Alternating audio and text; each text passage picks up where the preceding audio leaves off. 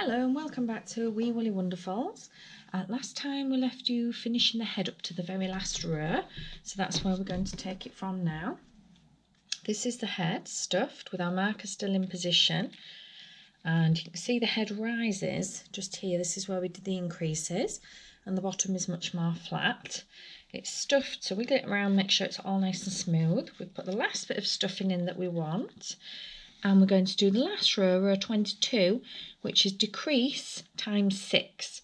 So we're going to do 6 decreases. So we're going to catch the front loop of the first 2 stitches, double crochet those together, and then again front loops, and continue the double crochet as normal. Front loops, that's our third one, and this is really to almost close it.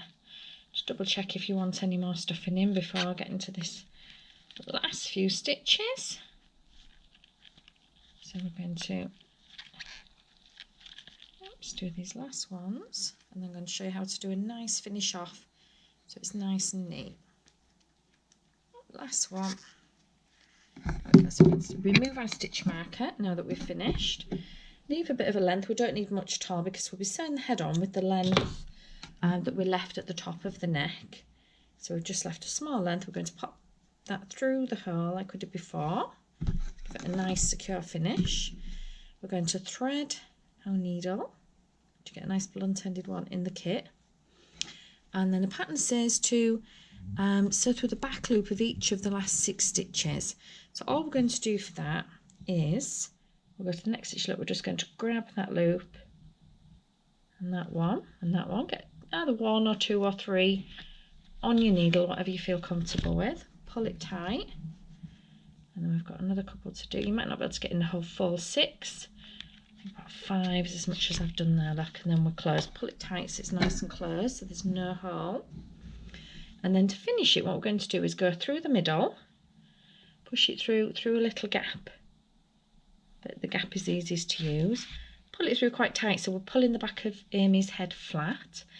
Then we're going to go back in the hole we've just come out of and come out somewhere else. Anywhere else is fine, just a bit further along. Pull it tight, not too tight that you pucker the fabric, but tight enough so that the loop disappears inside the giraffe. Then we're going to go back in again, now again, and then what we're going to do is pull it slightly tighter to make sure that the thread comes out, gut it, and then the end will pop inside the giraffe. So now we've got it all neatly finished off with no end, and it's fastened inside the stuffing several times so that it will keep it nice and secure and it won't come out again. We're going to leave the marker on, and the next stage, the ears are all stitches that we have done before. So you will be able to do the ears, but what I'm going to show you is the end part of the ear, where we go through the middle to the base and fasten the base to give it the shape. So this is something new, so we're going to show you this part. So this is the ear. I've just finished it off. It's 3 double crochets at the end. You will find when you get to the top it was double crochet, decreasing 6 times and then decreasing 3 times. You may find you can only fit in 2. If you do, don't worry, you might have a little gap, doesn't matter too much. We can literally fasten off those last stitches just so we don't have a hole in the top.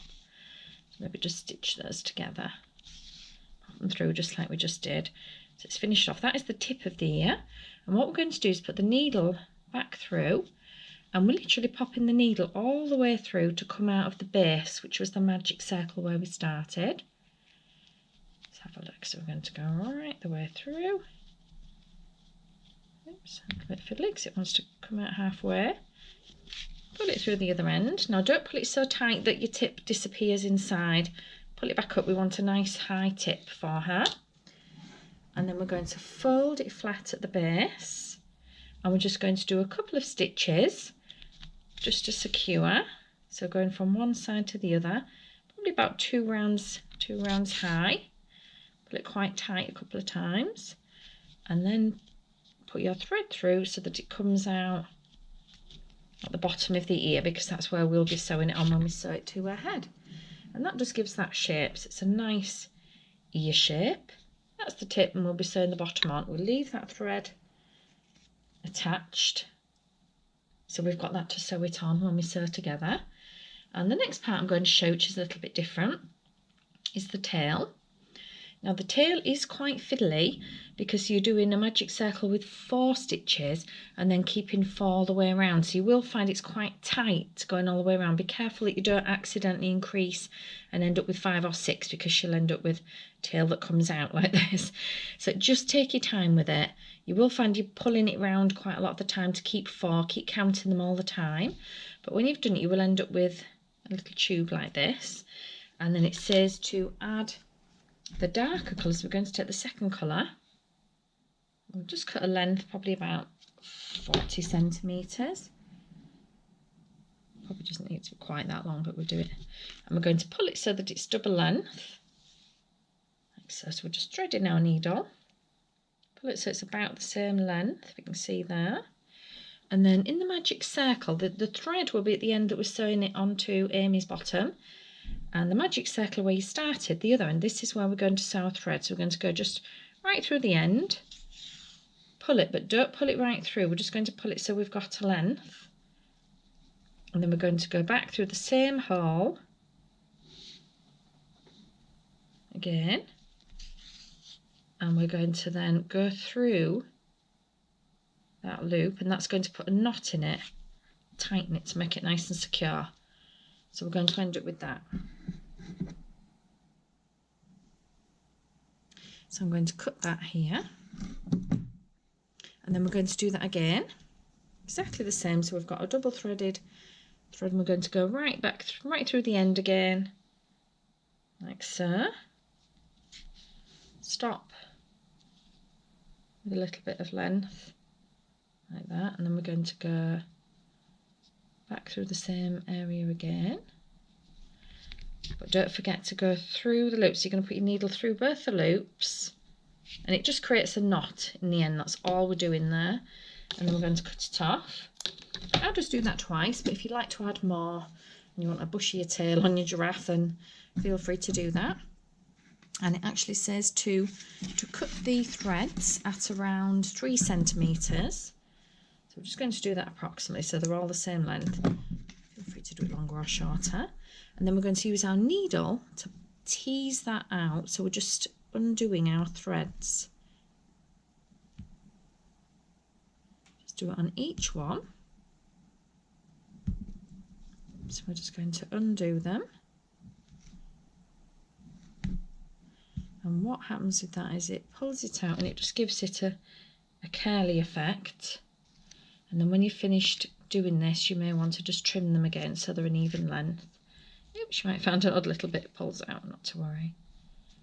Add more in if you think you need more. You can do it by unravelling it. We're just literally unravelling. So we could split a little bit and then unravel, just pull it apart. We're just splitting the threads and it gives it a lovely curly finish, similar to what I envisaged a giraffe's tail to be like.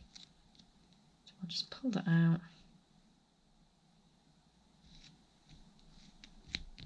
So it's all unravelled and we end up with a lovely tail like that. Pull that down to make it all even.